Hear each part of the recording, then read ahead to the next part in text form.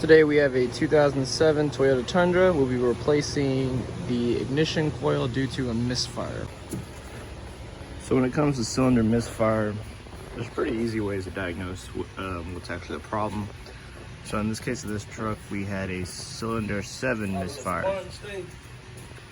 And so cylinder 7 will be located on the left side of the engine head, aka the driver's side. The orders are 1, 3, 5, 7, as well as on the other side 2, 4, 6, 8. So what we did here to diagnose the fact that it was the coil pack that it was a problem, we went ahead and swapped our first, figured out that cylinder 7 with our scanner was the one that was misfiring.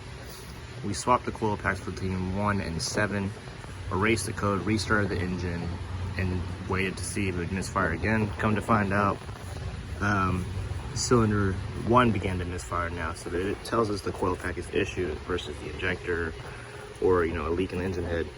So we're gonna go ahead and just replace this coil pack with a number 10 socket. We're gonna remove this bolt here, as well as unplugging this with this tab up top.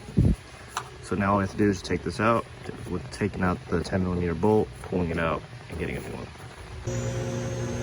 So after removing that little 10mm bolt, just pull it out, put it aside, a new one,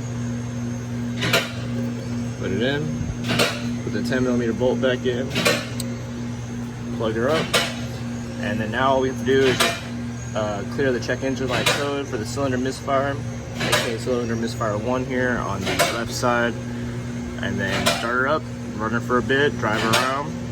If no more misfires, no more check engine light, we're all good to go. So thanks for watching, y'all. Please like and subscribe.